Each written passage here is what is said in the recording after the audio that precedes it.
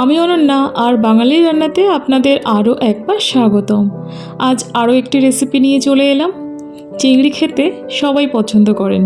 এই গরমে চিংড়ির ভাপা রেসিপি একটু অন্যরকমভাবে থাকুক আপনার পাতে। চিংড়ির ভাপা রান্না করার জন্য কয়েক টুকরো কলা পাতা লাগবে।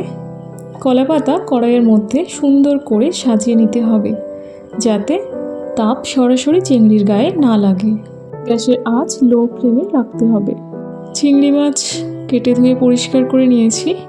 চিংড়ি মাছ ধোয়ার সময় অবশ্যই খেয়াল রাখবেন যে চিংড়ি মাছের পিঠের ময়লাটা পরিষ্কার হয়েছে কিনা।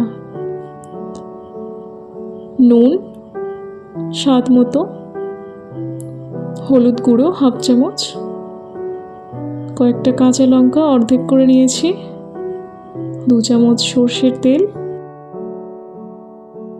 আর জিরে বাটা 2 চামচ। সবগুলো এবার হাত দিয়ে ভালোভাবে মাখিয়ে নিতে হবে।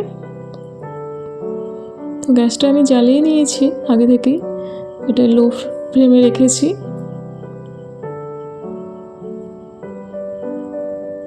এবার চিংড়ি মাছগুলোকে ঢাকা দিয়ে দিতে হবে। কলা পাতা এখানে আমার ছোট হয়ে গেছে, তার জন্য ওপর থেকে আমি আরও কয়েক টুকরো কলা পাতা দেব ঢাকা দেওয়ার জন্য।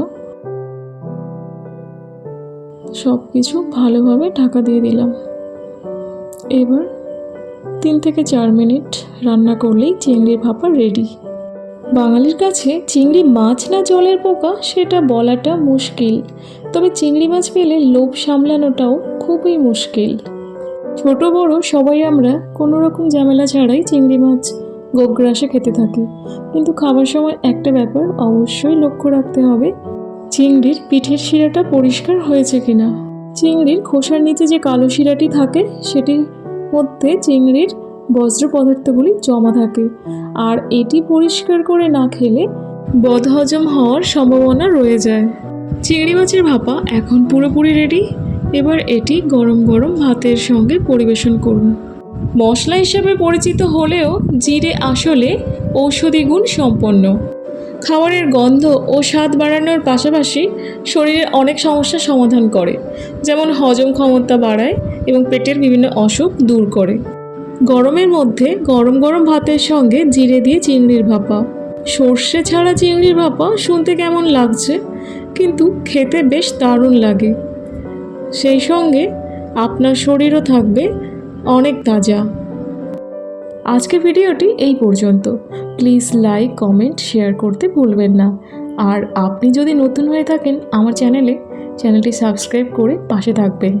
এভাবে এই গরমে সর্ষেকে সাইডে রেখে জিরেকে কাছে টানুন আর জিরা চিংড়ি এভাবে রান্না করে খান, আর জিরা চিংড়ির অপূর্ব স্বাদ উপভোগ করুন। আশা করছি আপনারা সবাই অনেক অনেক ভালো আছেন, সুস্থ আছেন এবং নিজের খেয়াল রাখছেন। ভিডিওটি এতক্ষণ দেখার জন্য অসংখ্য ধন্যবাদ। Thank you.